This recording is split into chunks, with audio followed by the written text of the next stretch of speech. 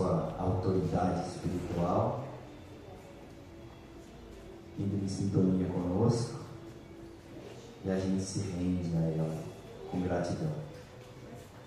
E agora, mais equilibrados, nós rogamos a Deus que nós tenhamos a nossa capacidade de entendimento dilatada, ampliada, a fim de que a mensagem da doutrina espírita, o Jesus redivivo, retorne a continuar as suas lições através dessa doutrina libertadora, e que a gente possa entender a mensagem de Jesus, porque encontrando ressonância em nosso saber, a gente transforma em ações o aprendizado teórico. E a doutrina é isso, a doutrina espírita é o dia a dia, transformar em ações. E com esse sentimento de gratidão, mestre, nós pedimos permissão para a continuidade dos trabalhos dessa noite, que já começaram desde quando Deus instalou em nosso coração o desejo de vir para cá hoje. Jesus se conosco hoje e sempre, graças a Deus. A gente sempre fala na continuidade dos trabalhos, né? Na temporalidade da doutrina espírita. Nós já entramos em contato com o mundo espiritual muito antes, o tempo todo, né? O tempo todo.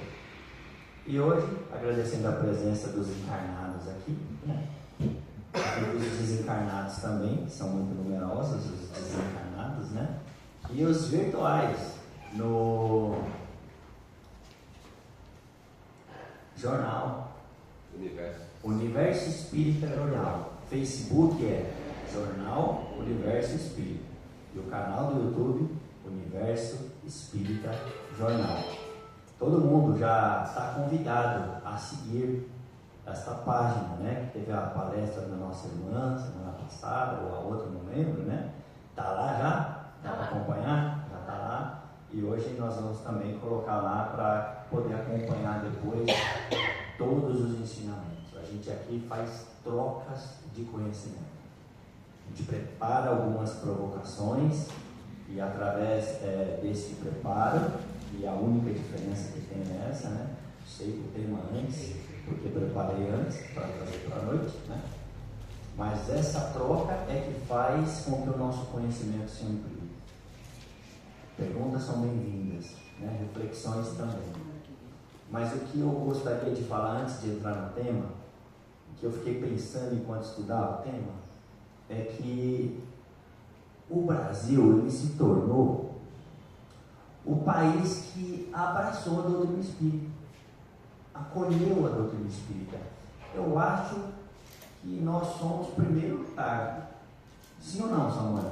Sim, né? O Brasil é o país mais espírita do mundo.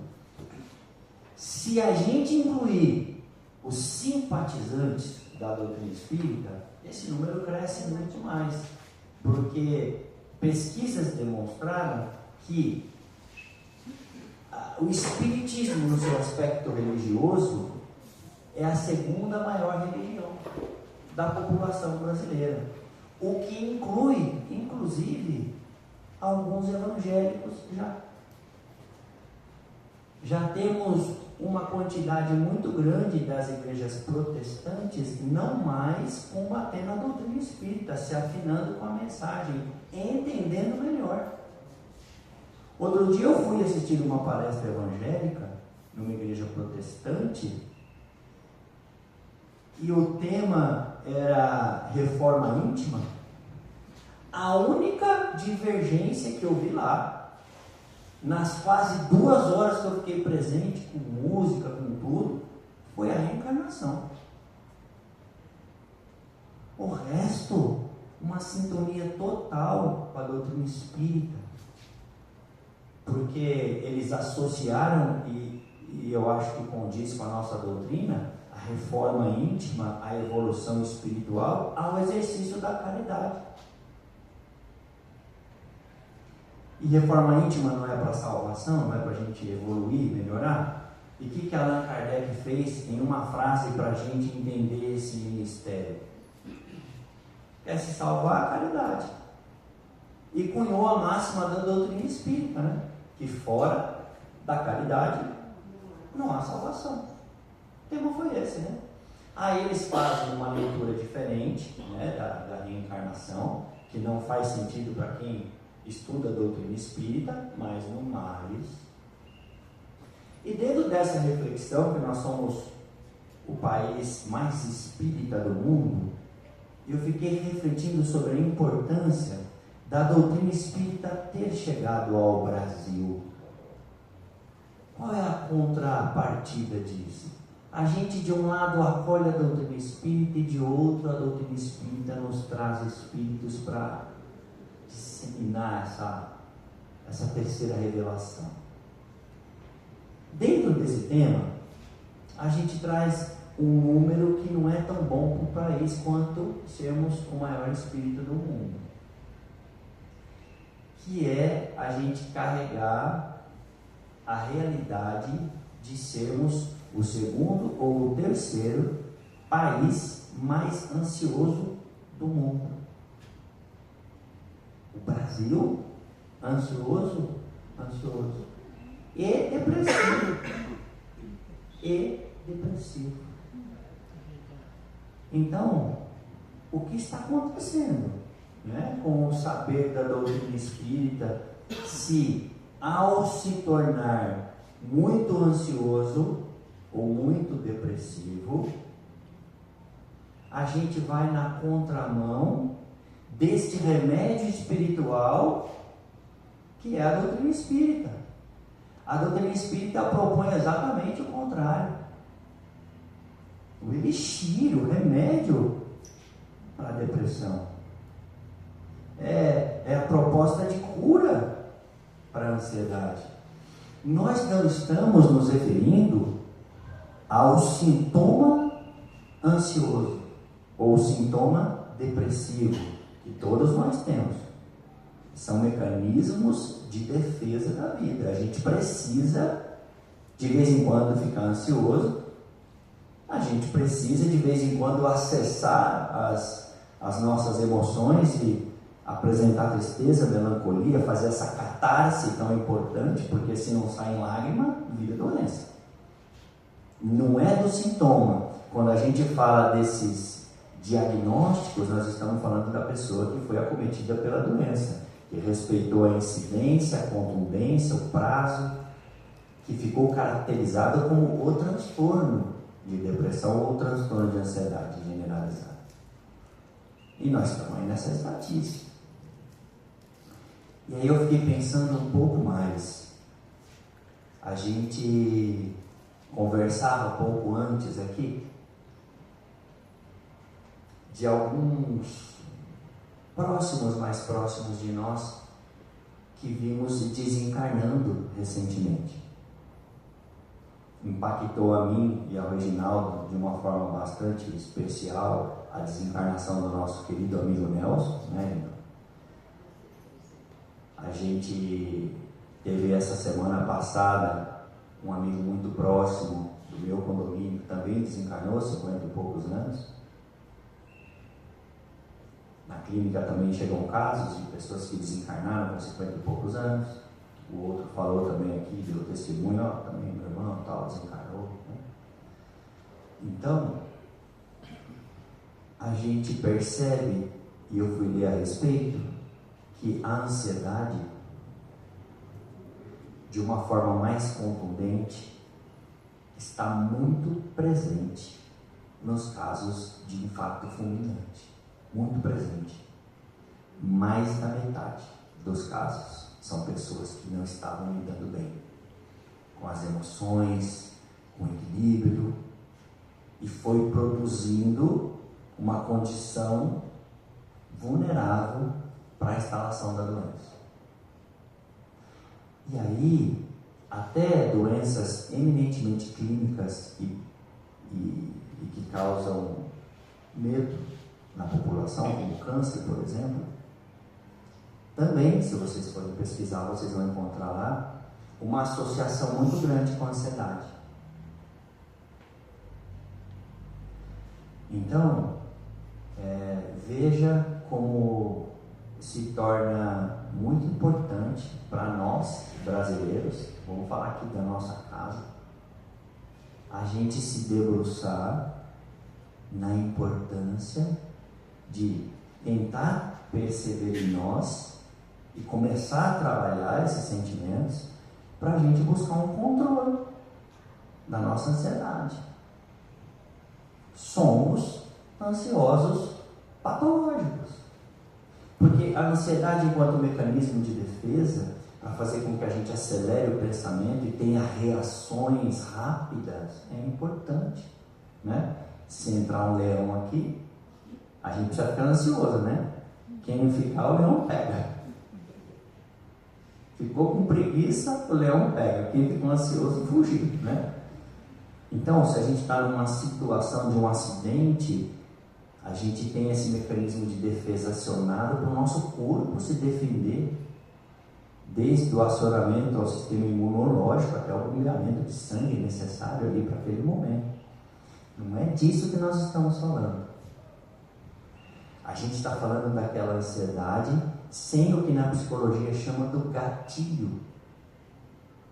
O gatilho é o que starta a patologia, o sintoma. O gatilho é o leão, o gatilho é o acidente, o gatilho foi a briga, o gatilho foi o assalto, a gente fica ansioso. Mas eu estou falando daquele momento em que a gente, ao se perceber em funcionamento, no silêncio do nosso lar, a gente percebe que está ansioso. E aí vem outras perguntas, né? Que são: como estamos gerindo as nossas emoções? Pergunta 1. Somos nós quem a controlamos? Interrogação. Nós temos controle sobre elas? Ou 2. Nós estamos totalmente rendidos a esses pensamentos invasivos que nos descontrolam o tempo todo e ficamos aficionados nesse pessimismo sem sair dele? Que hábitos nós estamos construindo quando esses pensamentos invasivos nos acometem? O hábito da queixa e da reclamação? Porque é fácil a gente ver quem tem esse hábito, quando não é a gente que faz. A gente percebe rapidinho. Todo mundo conhece aquele familiar, aquele amigo, aquela vizinha que a gente sabe que é reclamona, vitimizada. Todo mundo conhece. E lá vem fulano. Agora vem. Ali agora você vai ver a chuva de reclamação. É o tempo todo essa mulher reclamando. Parece que faz apologia ao sofrimento. Duvido você conseguir convencer que você sofre mais que ela. Porque tudo que você falar, ela tem pior. Todo mundo conhece alguém assim. Sim ou não? E quando esse alguém somos nós? Lá vem o ar. É um rastro de queixa e reclamação por onde passa. Que hábito é esse? Para que então serve a mensagem consoladora de Jesus? A gente está tendo uma oportunidade que talvez os nossos familiares antepassados não tiveram como nós. Que oportunidade é essa? De acessar um conteúdo talvez mais importante da nossa vida. Na minha foi a codificação de Allan Kardec, conhecida como a doutrina dos espíritos ou o espiritismo. Não é que foi a mais importante, mudou radicalmente a minha vida, a ponto de eu começar a achar que estou aprendendo a viver graças a essa doutrina. Eu não sei onde estaria, quem seria e o que estaria fazendo hoje? Com tanto de ideia que tem na minha cabeça, de criatividade, se não fosse a doutrina do Espírito, sei lá onde eu ia estar hoje. Graças a Deus, ela apareceu no meu caminho e está aparecendo no caminho de todo mundo aqui. Porque ela muda radicalmente a nossa forma de viver. Ela nos dá sobrevida. Está tudo ali. Então, quando a gente fala de equilíbrio emocional, gestão das emoções, equilíbrio espiritual, a gente está falando desses sintomas de ansiedade, de depressão, que não dependem da instalação de doenças. Talvez é o estado anterior a elas. Como que eu faço uma boa gestão das minhas emoções? Primeiro, refletindo sobre elas. A gente não aprende a pensar e se conectar com o que sente. O mundo, as escolas, mesmo os cursos de saúde, não nos ensinam isso. O que a gente aprende no mundo? A gente aprende a como se comportar. E aí confunde.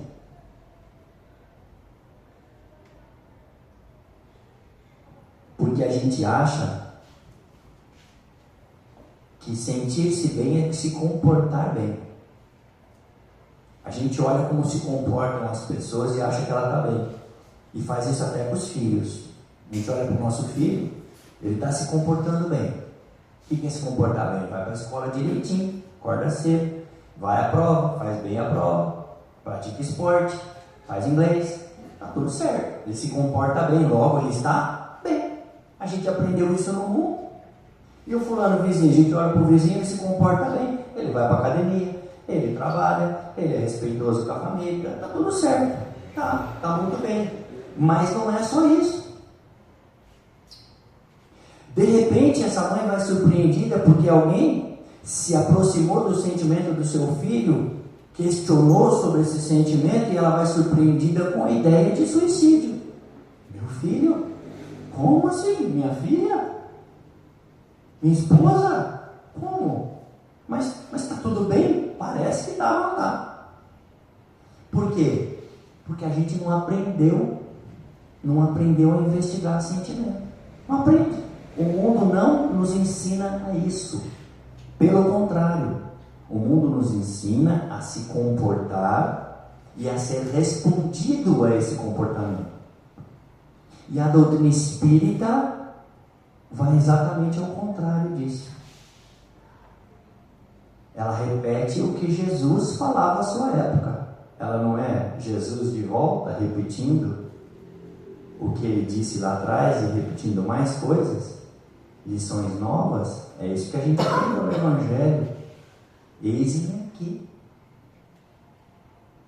cumprindo a promessa que disse lá atrás de que não nos deixaria órfãos. E ele continua a dizer: comportamento bom e hábil até os fariseus têm. Comportar-se bem até os fariseus. A gente precisa ver a intenção do coração. Aí ele começa a falar de sentimento, que é o que vale para Jesus.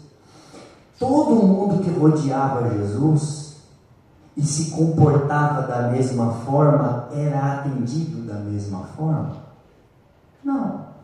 Todo mundo estava diante do mestre. Vamos supor que tinha uma plateia de 5 pessoas com deficiência visual.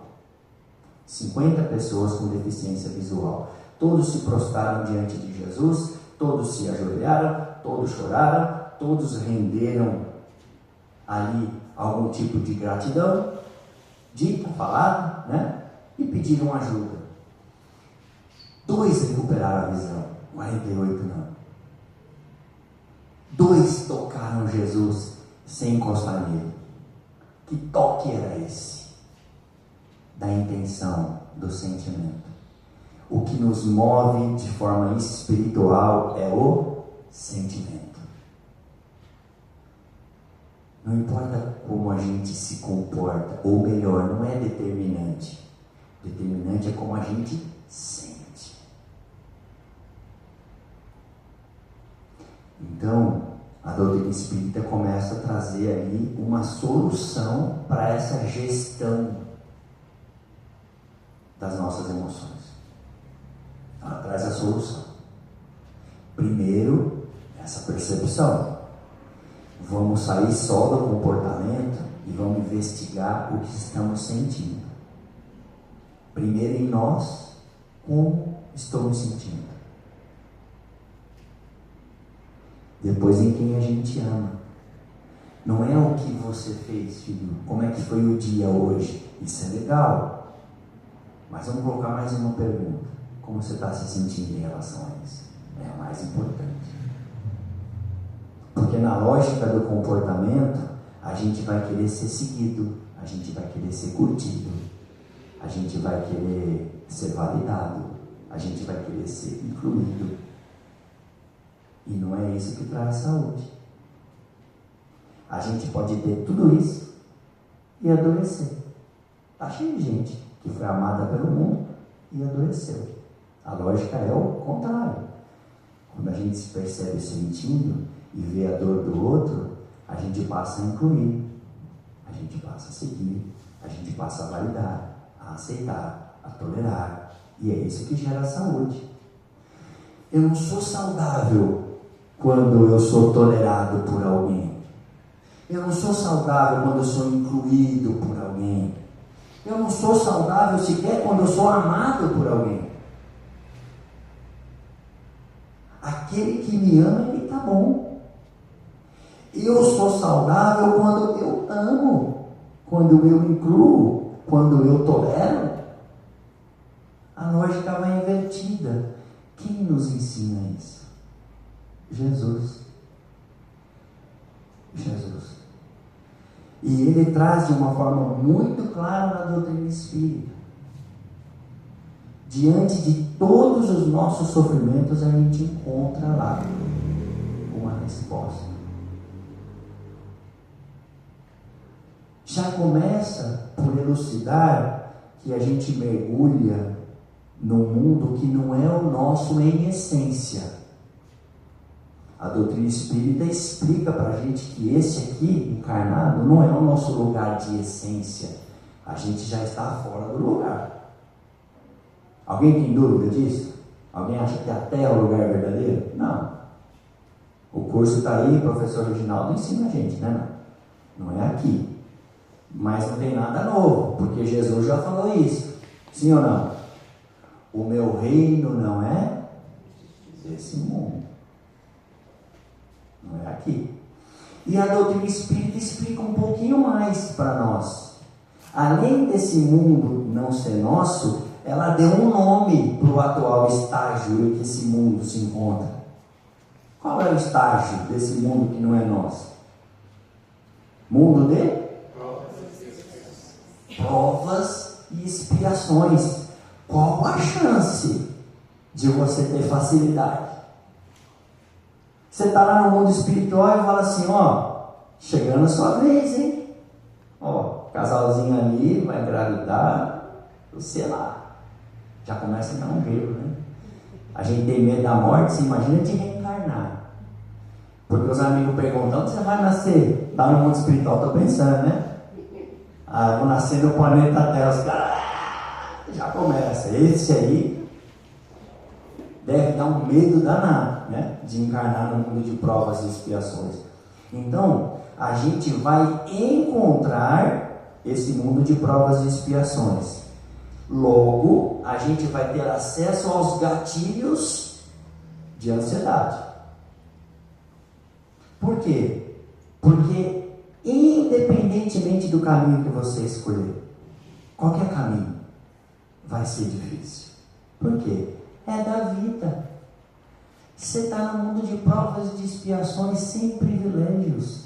Nem Jesus, quando esteve entre nós, Qualquer problema que você tenha, lembra de Jesus e veja se o dele não foi pior. Porque quais são as nossas dores? Condições materiais, lembra de Jesus, onde nasceu, que cama, onde vivia. Sentimentais, relacionais, quando eu vou traído, quando eu vou abandonado, gera sofrimento. Lembra de Jesus? Foi traído? Foi abandonado? Jesus passou por uma eleição no momento culminante para decidir se ele ia ficar vivo ou não, porque ao escolher um, o outro ia crucificado. Barrabás foi libertado e foi escolhido a dedo, porque estava tão difícil resolver a situação que eles pensaram assim: vamos escolher o pior bandido, precisamos livrar esse cara. E a gente vê como faz tempo que a humanidade não sabe votar, né? Porque escolheram o outro lado. E Jesus morre de que jeito? Nem na morte ele deixou de dar exemplo. Porque uma pergunta feita de 10 em 10 anos sobre sucessivas gerações traz a morte como o maior temor do homem vivo, encarnado. Quando pergunta assim: o que você mais tem medo? Perguntei hoje para algumas pessoas aqui, bateu isso aí também. O que você mais tem medo? Morrer. Então, tirando a morte, pois é, nem na morte, e da pior forma, já pensou desencarnar como Jesus desencarnou? Então, a gente tem uma grande dicotomia, porque aquilo que é o mais temeroso em nós é a certeza de que a gente vai ter.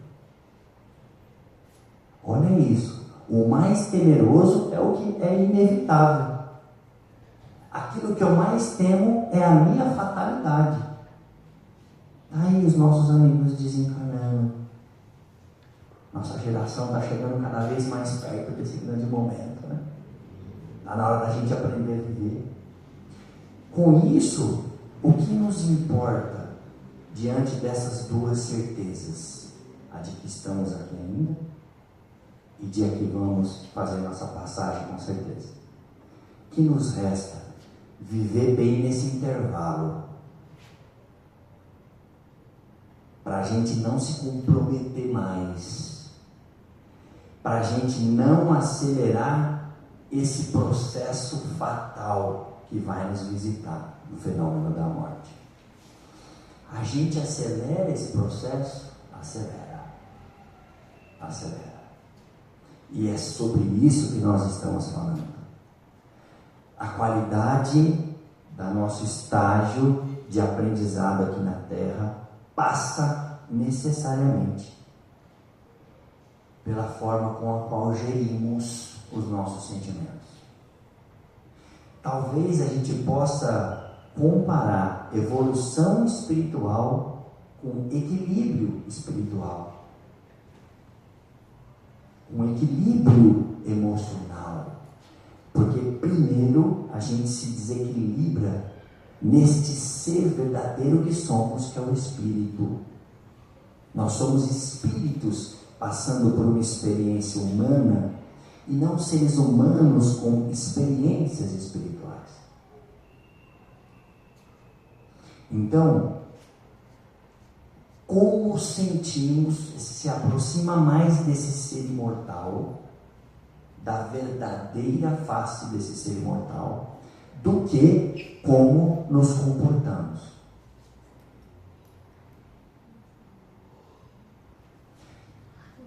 Deus, disse Jesus, conhece o nosso coração. O que ele quer dizer com isso? Ele sabe como a gente sente. Primeiro ponto, a gente acabou de descobrir, então, preciso prestar atenção em como eu me sinto.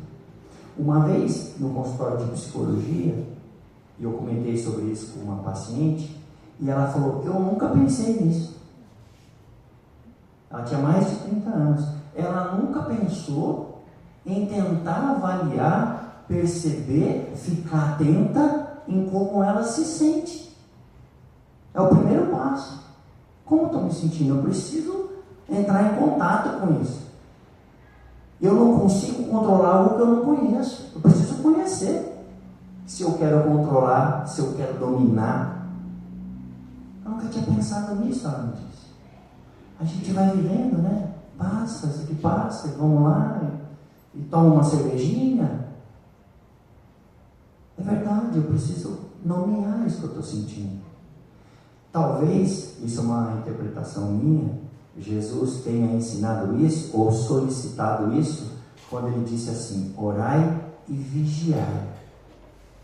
Eu associo esse vigiai de Jesus, não vi escrito em nenhum lugar, é uma associação que eu faço, que ele está pedindo para a gente prestar atenção em como a gente está se sentindo. Vigia seu coração, seus sentimentos, o que você está fazendo da vida, o que você está pensando, qual a tua intenção. O que vale para nós não é o que a gente promete, é o que a gente tem intenção de fazer. Promessa qualquer um faz, a intenção é diferente. Então eu preciso me conectar, e aí vai a primeira coisa que a gente tem que fazer. Comece a vigiar, preste atenção, como você está se sentindo. Esquisitou, começou a doer, começou a se preocupar, vai na direção dessa preocupação, porque o mundo convida a gente a fugir. Liga alguém para nos cobrar, a gente não atende. Tem um problema para resolver, a gente foge. Apareceu uma coisa ali, nós vamos beber no bar. Foge das questões, não vai conseguir fugir. A doutrina explica isso para nós. Não tem saída, nem matando. Você vai matar teu inimigo? Mata. Ah, vou tirar a vida dele, acabou meu problema. Mata. Você vai ver a perseguição dele ficar muito pior depois, no mundo espiritual. Aí ele vai ter uma força que você não tem. É aí que ele se vinga. Não adianta nem matar. A gente tem que resolver. E isso muda muita coisa, isso muda tudo. Tudo. Saber que a gente não morre muda tudo. Saber que continua muda tudo. Eu tenho que resolver com humildade. Então, o mundo convida a gente a fugir, a doutrina ensina a gente a encarar. Apareceu o problema, é na direção dele. Você está aqui para isso. Ah, mas essa pessoa é um problema na minha vida. Achou, é ela. Ah, mas isso aqui é muito difícil de fazer. É exatamente isso. O que é fácil você pode deixar de lado. Pense num trem difícil de você fazer. Eu preciso fazer, mas é difícil. Talvez essa seja a sua grande missão. A gente está pro difícil, pro quase impossível. É pegar a Deus e falar, vai dar certo. É possível, Deus está comigo, vou conseguir. E não precisa ir muito longe. Eu disse aqui para um colega, vai no repertório da sua vida. Você não precisa ir na vida de ninguém, vai na tua vida. Você vai ver que no repertório da tua vida você já se sentiu mal, você já se sentiu ansiosa, você já se sentiu deprimida, você já se sentiu triste, você já se sentiu desamparado, abandonado. Você achava que nada ia dar certo. Vai no repertório da sua vida, lembra desse momento, quais eram os teus sentimentos quando esse dia estava presente, você no fundo do poço, achando que não ia sair dali. O que aconteceu? Saiu. A gente sai dos problemas, engorda, fica cheio de saúde, né? O problema já está tão resolvido que já ficou até sobrepeso, já estou bem, já comendo bastante, graças a Deus, né? Tem comida no prato, tem cama para eu dormir, tem casa para eu ir, está tudo certo. Aí depois vem outro, e vem outro. Então, é só uma tempestade, vai se resolver. Quem nunca teve problema? E achava que não ia dar, e não está aqui hoje? Quem achava que não ia morrer porque o amor foi embora? E o amor já no terceiro, quarto amor, e nós sofrendo, né? E o amor passando o rolo nos astros, né? E nós aqui sofrendo pelo amor que está ali, ó. De boca a boca, né? Nada obstante a isso. Estamos aqui vivos. De repente passa a gostar de uma pessoa que nos faz questionar o amor anterior. Quem nunca viveu isso? Acha que não vive aquela pessoa sem ela. Aí conhece outra e começa a questionar. Acho que eu não gostava dela não. Olha que doideira. O povo é doido. O povo é doido, essas coisas acontecem. Olha como é o nosso sentimento. Rapaz, eu morria pela pessoa, agora não acho que não tem nada a ver comigo.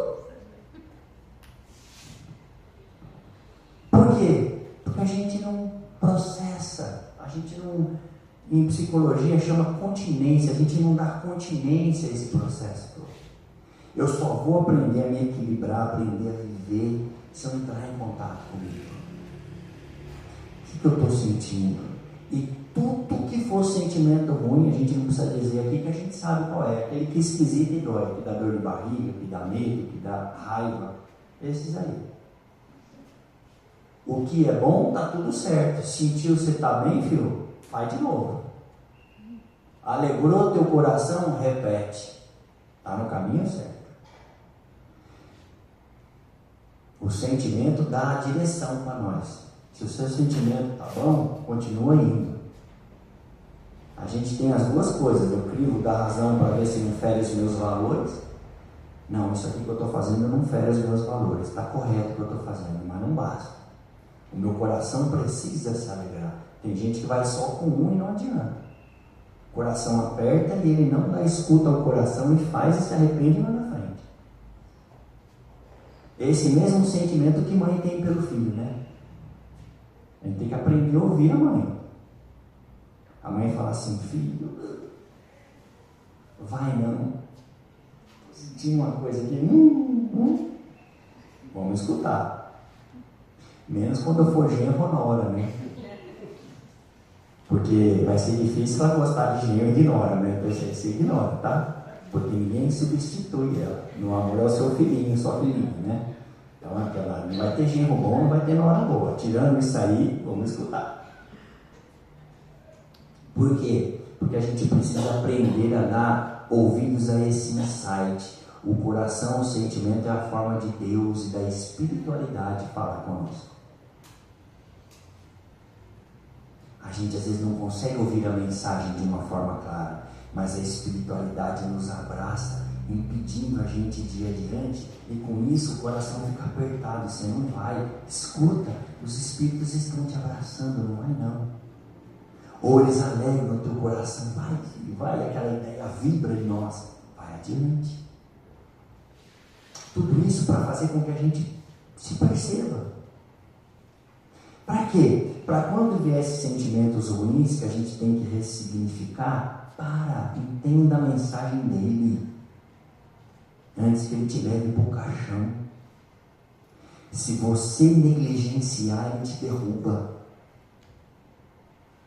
Você vai se tornar reativo, pessimista, ansioso, medroso e vai adoecer. A pessoa fica irritada o tempo todo, ela entra num processo de circuito de estresse. Dá um Google lá. Esse trem aí produz veneno em nós. É a gente produzindo veneno.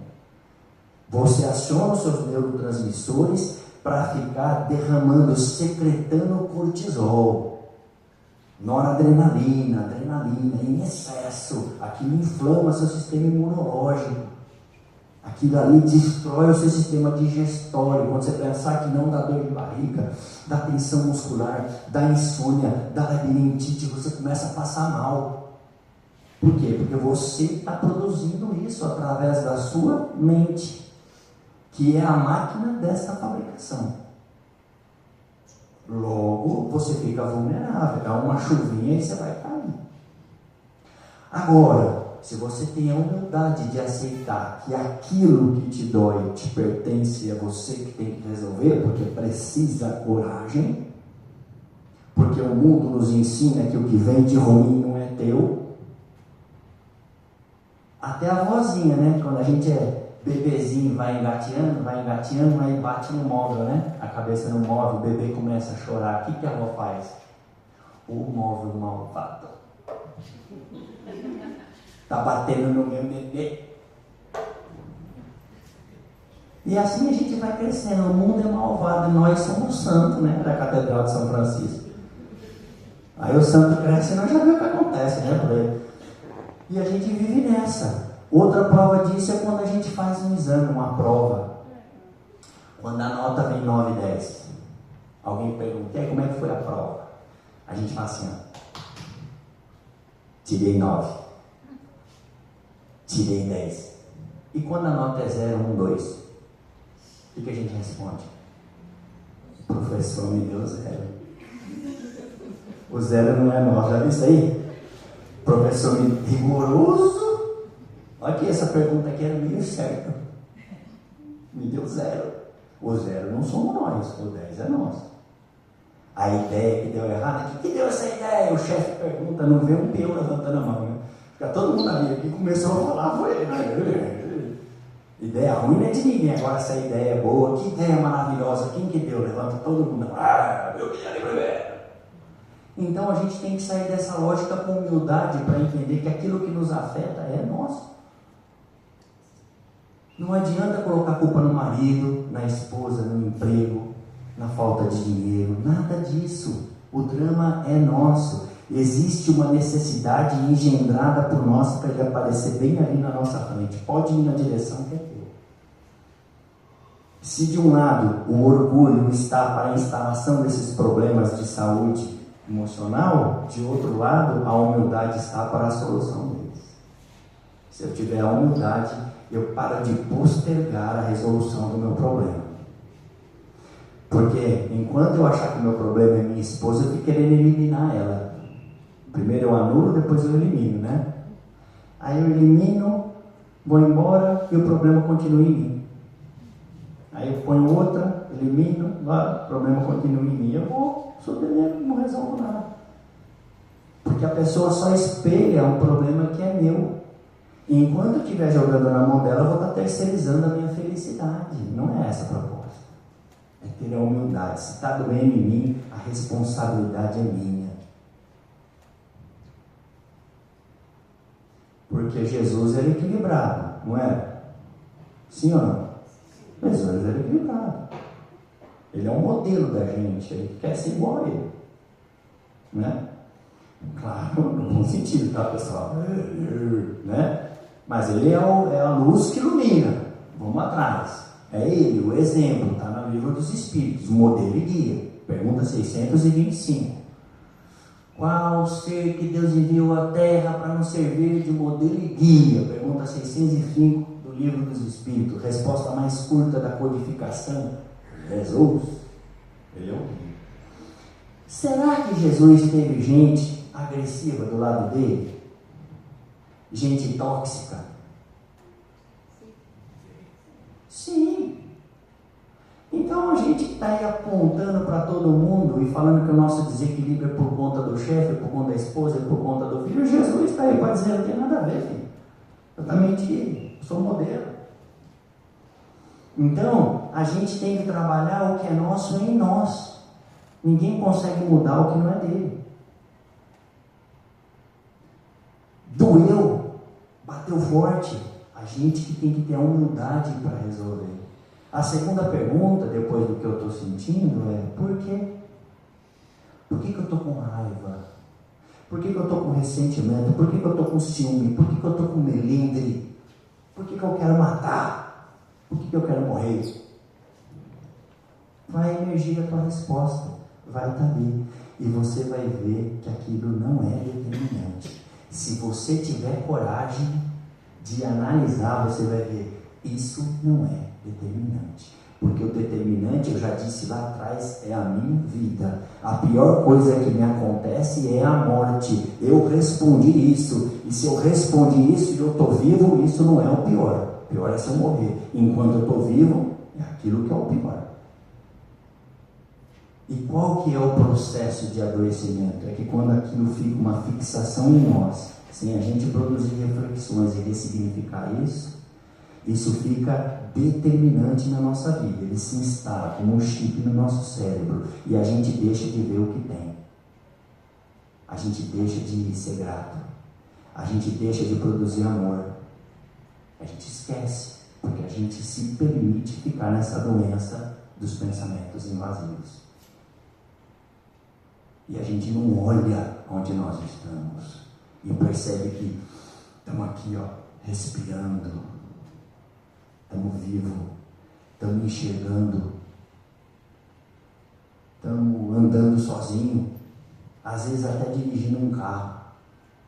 A gente vai chegar em casa, tem um negócio para comer na geladeira, tem um colchãozinho para a gente deitar. Às vezes tem uma esposa querida, um marido querido, um filho querido, uma mãe querida nos esperando. Esses seres que a gente vive reclamando e morre em chorar quando eles desencarnam. Vamos aproveitar isso. Vamos sair desse movimento aficionado, doentio e olhar para o que tem tanta coisa. A gente vai ao mercado, a gente tem amigos, a gente tem a doutrina espírita, a gente tem esse centro, vai ter aqui um grupo de controle emocional com a Sandra. Que dia, Sandra? Dia 13 de março vai ter um grupo aqui, É muito caro, Sandra? É muito caro? 1 quilo de alimento. O pagamento ainda é a caridade. Para a gente falar um pouco mais sobre essas emoções, a gente tem tanta ferramenta. Justifica a gente ficar nesse estado? É uma pergunta que a gente tem que se fazer. Justifica eu ter essa preocupação? Será que o medo não vai contra a crença que eu digo ter em Deus? Eu falo que eu acredito num Deus amável, bondoso, misericordioso, e eu estou com esse medo, eu estou com essa raiva, eu estou com essa inconformidade. Justifica? Acho que não. Não sofrer o impacto dessas coisas do mundo é impossível, mas obter controle sobre elas, aprender a viver diante dos problemas, são nossos. Calma, respira, leia a doutrina, acesse uma página edificante, está tudo aí, o remédio está na natureza. Concorda, minha irmã? Cadê nossa irmã? Está tudo na natureza, está tudo aí para restabelecer o equilíbrio através da homeopatia. Nós temos as ferramentas. Então, a gente precisa acessar, para de fugir. Vai fugir para onde? Você só vai acelerar aquilo que você não quer, que é a sua desencarnação. Aproveita o tempo. Dá tempo hoje de abraçar aquela pessoa que você tanto reclama, mas está aqui ainda. Eu sei que casamento é difícil, né? Viver com pai, com mãe é difícil, os filhos trazem problema, mas poxa, tem uma razão. Então aqui, vamos chegar perto, vamos aproveitar. Se a gente se equilibra, a gente não resolve os problemas, eles estão aí.